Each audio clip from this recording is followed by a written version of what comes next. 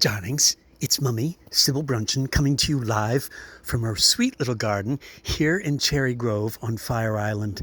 And it's August, and it's a lovely August evening, not too oppressive or hot or creepy. It's breezy enough to stir the air. It's dry enough not to be sweating out here. Darlings, I'm doing a Tour-ette. This is one of Mummy's Tourette's. I'm in my garden, and I'm going to try and show you different things that are going on. But I thought I would try and I try to talk about things that are meaningful, but not too. I don't want to bludgeon you over the head. Um, I'm. It's sunset right now, and it's one of my favorite times of the day. This is part of the garden right here, and then we've got the sheds, and then we've got the entry gate, and we've got a pond, a lily pond that has koi in it, big, beautiful koi, which have been suffering so much, and the water lilies got sick and everything. We've had one thing after another, and there's the upper deck, and it goes on and on and on. And there's our unit upstairs. Anyway, what I wanted to talk to you about was that sometimes it's easy to look around and see everything that's wrong.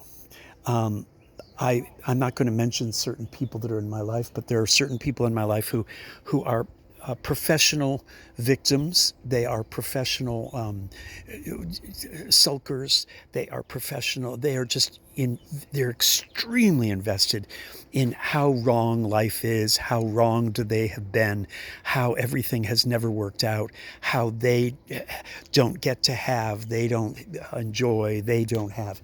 And believe me, I can go down that road too sometimes. I have had lots of setbacks in my life. I have lost most of the people I ever loved or knew through certainly the AIDS crisis, and then through the COVID crisis, and just through bad luck and all sorts of things. But this is what I want to say to you.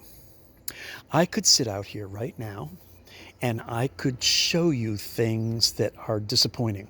Okay, for instance, when we moved in, all of these flower boxes were rotted wood, and the soil had dropped down and was nearly empty, and there were dead plants in them, dead plants everywhere, dead, what's it called, dusty millers, and everything was dead or weeds. And this is what they looked like. They were like this. The soil had sunken. And here's another one where the soil had sunk, and this one I've weeded out. This one I haven't. There's one over there. There's some up. Oh, these were all dead. All of these were dead. You could see. What did I do? Mummy has always been able to make $1 look like $100, probably because I've been broke most of my life. So I have been able to take $1 and stretch it and make it look like $100. What did I do? I took all my flower pots from my old garden over at Bottoms Up, a block away last summer, brought them here for the winter, and then I decided that since I didn't have enough money to put garbage bags in all of these flower boxes and then fill them up with soil, which would have taken hundreds and hundreds of dollars of topsoil and everything, potting soil, I dropped my flower pots in them. And I put flower pots out on the deck. You can see them here. I put them around. I put them up on feet. I spread them around, and then I dropped them in there. And they have mostly, and it's been attractive. They're kind of cute. I didn't have enough flower pots to put them in all the flower boxes, but I did do some. The point being that I planted them. The perennials came back. The annuals I added in, and they were mostly lovely for a few weeks. Yes, I have some nibblers. I have things nibbling my rose bush that was a gift from David and Lois. I have things that killed off some scaviola and nibbled at the petunias and nibbled at all sorts of stuff. I'm doing my best. I'm trying to keep them healthy and lovely. The veronicas and the salvias, everything sort of took a hit, but I'm doing my best. I choose to look at how beautiful they are and nurture them, as opposed to complaining or sitting back or throwing up my hands and saying, well, that's a failure. Okay, these are liatris. These usually have huge purple spikes on them. Winter was very mild this year, and interestingly, some plants like a mild winter. Some plants detest a mild winter. These usually have huge purple spikes. They're called gay feathers. Not this year. They've struggled. They don't look great. Some people walk into the garden and say, oh, you have grass growing in the pots. No, they're liatris, and they used to be like triumphant. They wanted a rough winter. They didn't get it. Here's yarrow. The yarrow's like a rough winter. They didn't get it. Look at my yarrows. Sad. Okay? Something's nibbling at my ageratums. Something's nibbling at my straw flowers. But I'm working on them because I choose to nurture other life and make it wonderful. Apropos of which, I had like 8 Dusty Miller plants that were scattered all around the garden. So I dug them all up very carefully, the ones that were alive, and I took them upstairs, and you can see them up there. If I can get the shot there, you can see them up on that box. I put garbage bags in there. I filled it with soil that I could afford, and then I put Dusty Miller and marigolds in there, and then I put the remaining ones over here. So this flower box has Dusty Millers in it and some strange bush, and then some New Guinea impatiens. These I haven't gotten to yet. But the point is that it what's the expression in the Bible? It's better to light one little candle than to curse the darkness. So again, I'm someone who does the best I can. And frankly, with these 2 flower boxes, this one and this one, sort of still orphans, I'm thinking of taking off the top boards and turning them into seating. So I'll have a wraparound bench around my table here. I could complain to you about the fact that the screen doors upstairs were torn when we moved in this spring.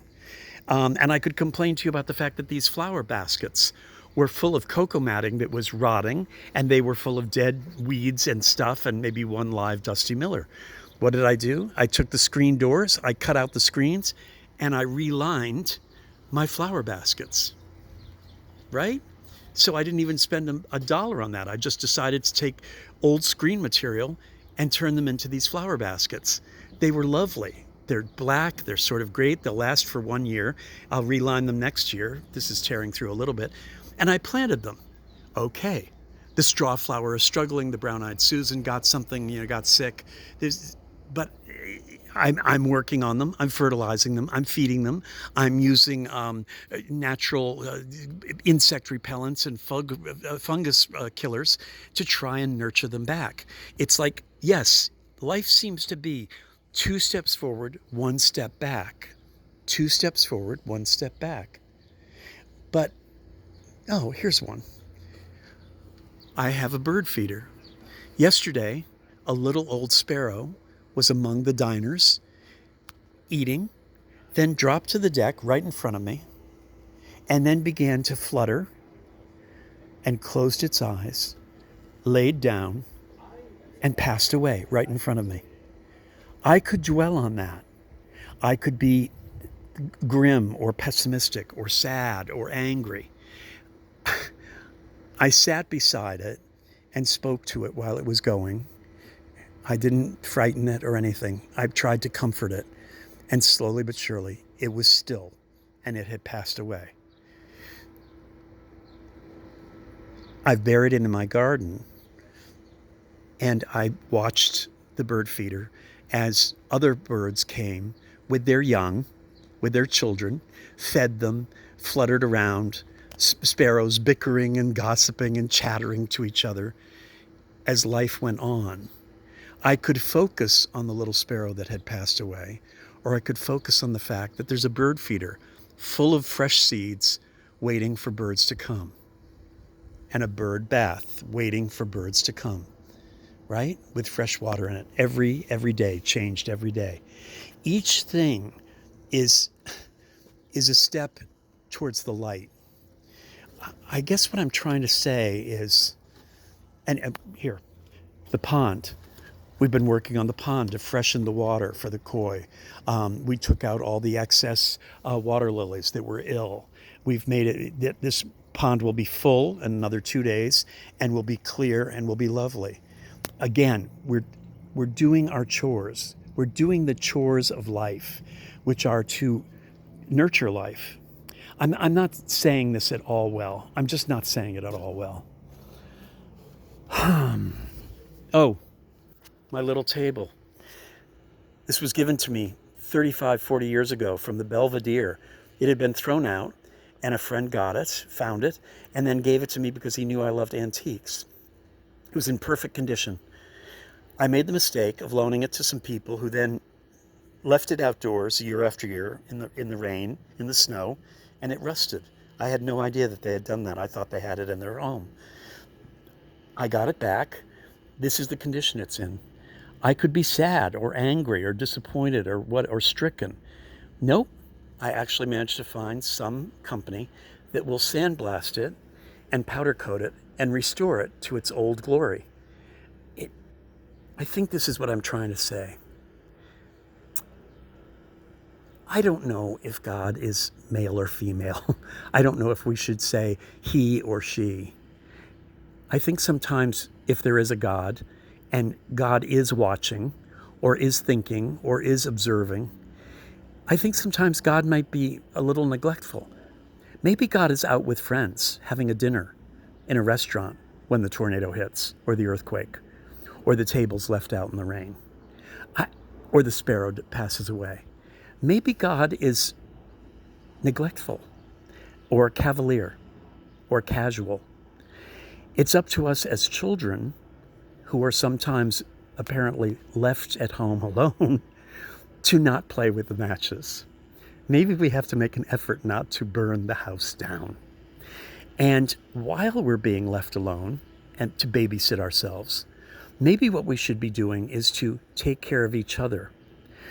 Not just each human being, but maybe we take care of the bird, the cat, the dog, the houseplant.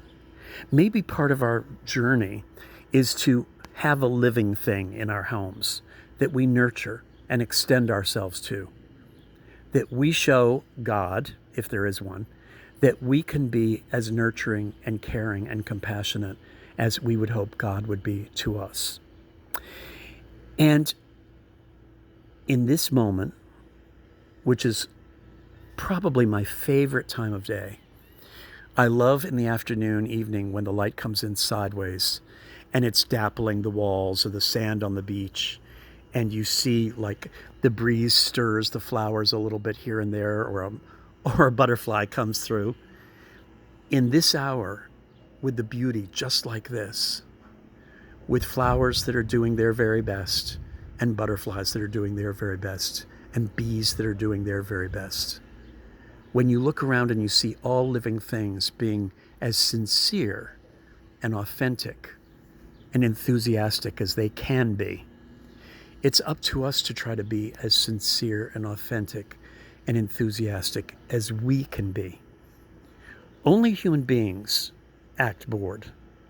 Every other animal and plant, even our objects, are trying their very hardest to be what they actually are. The only other species that acts cavalier about life is cats, is the cat family.